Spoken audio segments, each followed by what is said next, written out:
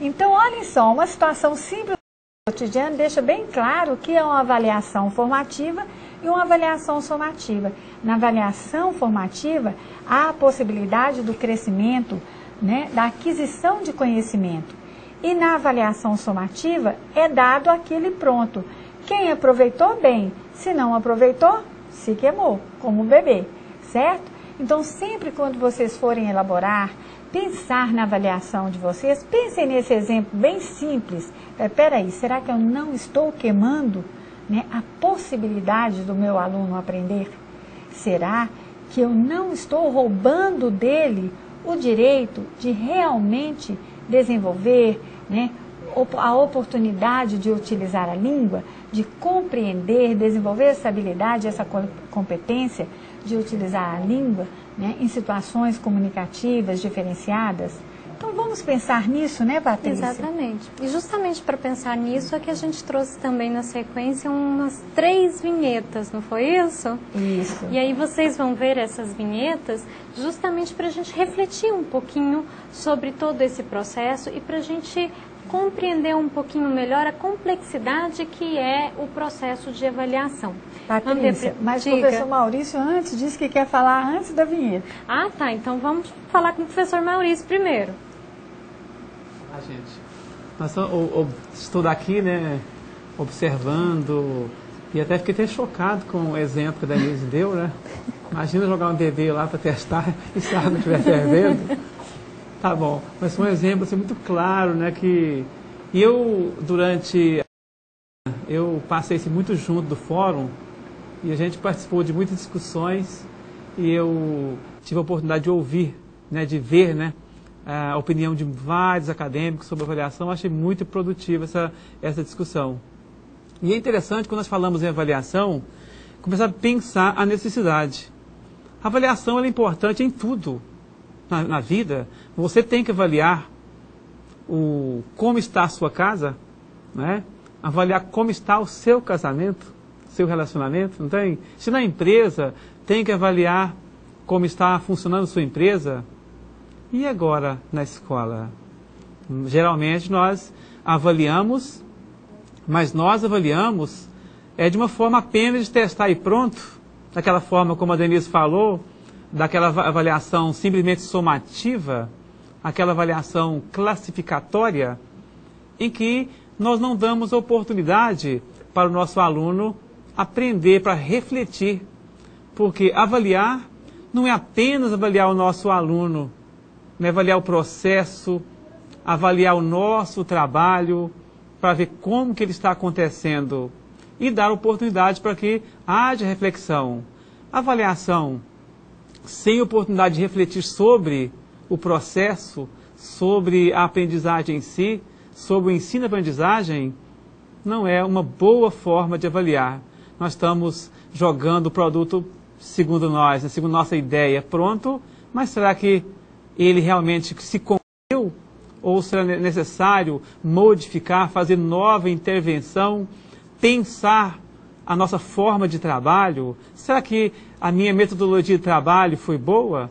Então, a nossa avaliação realmente precisa ser a todo momento e com bastante cuidado para que nós possamos auxiliar também na aprendizagem. É com você, Denise e Patrícia. Bom, então vamos seguir agora sim com as nossas vinhetas, depois desse comentário aí do professor Maurício, né? E vamos fazer o que ele mesmo sugeriu pra gente. Vamos refletir? Vamos. Né? Essa primeira vinheta, olha lá.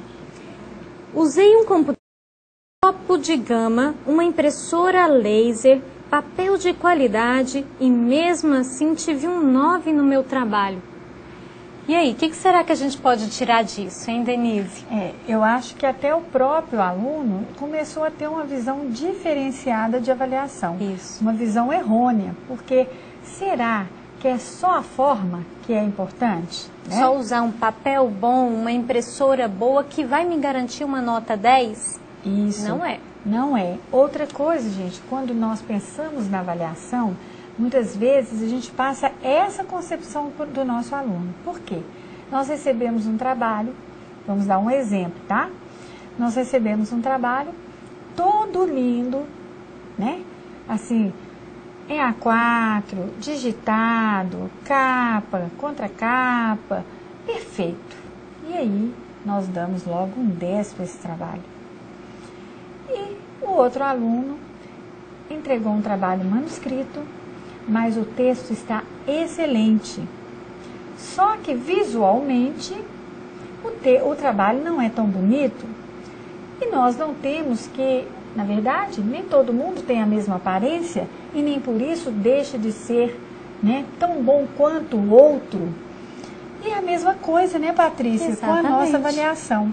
Muitas vezes o professor erra dando muito a forma Do que é o conteúdo. e o próprio né? aluno tem essa visão, porque aí ele Exatamente. muda de posição, né? Uhum. Faz tudo muito bonito achando que vai tirar uma nota boa. Aham, só por causa de uma boa organização. Isso também não quer dizer que a gente tem que simplesmente ou fazer uma boa forma ou fazer um bom conteúdo. Não, aí está o que a gente precisa de fato procurar nos nossos próprios trabalhos e nos nossos alunos é a união desses dois. Que a gente também saiba apresentar um trabalho bem organizado, mas que esse trabalho bem organizado, ele tenha de fato conteúdo, porque senão não adianta colocar lacinho, colocar fitinha, não adianta, né, Denise? Enfeitar. Na verdade, a gente diz assim, quando o professor ele esquece do objetivo, que critério, o porquê da avaliação, né, ele faz aquilo como se fosse uma obrigação avaliar, mensurar, aí ele cai nessa situação. Né, de cobrar uma capa, vamos dizer assim. Isso não significa, nós estamos falando, olha gente, nós vamos falar aqui uma coisa muito séria, que eu já escutei isso. Professora, você tem um discurso, mas na hora de corrigir nosso texto, você tem outro discurso. Não, nós estamos falando de adolescentes que ainda estão na primeira fase, estão em processo de aquisição de conhecimento. Nossa relação é de alunos universitários, futuros colegas e bem próximos, porque vocês já estão perto de formar, futuros colegas de trabalho, profissionais já, que também estarão à frente de uma turma, se já não estão, que também estarão formando professores no futuro. E aí? Então, nós aqui cobramos o todo porque vocês já estão em um nível maior de conhecimento, né? Agora, lá no processo de aprendizagem, no início, o seu aluno tem que ter claro, né? E até você mesmo, o porquê daquela questão, o que vai ser cobrado ali, na verdade, o que é válido naquele texto, o que é válido naquela resposta, o que é que ele tem que responder que você consegue, né, avaliar se o processo de aprendizagem aconteceu, né? Como deve ser essa resposta para que você veja, né, Patrícia, se aquela habilidade linguística foi desenvolvida. Exatamente. Né? Não é se a capa é bonitinha porque o computador faz sozinho, é só saber mexer que ele entrega tudo pronto, não é? Sem esforço da pessoa. Tanto é que alguns professores ultimamente estão voltando para o manuscrito justamente por isso, né, Patrícia? Para privilegiar justamente a questão conteúdo e não simplesmente essa forma. Vamos ver a outra vinheta que a gente tem? Olha lá. Na outra vinheta aparece aí justamente a Mafalda, conhecida nossa, né? Péssimo. A professora me deu péssimo outra vez. É para isso que a gente vai todo dia à escola? Se eu viesse de vez em quando, ainda vai. Mas fazer isto com um freguês?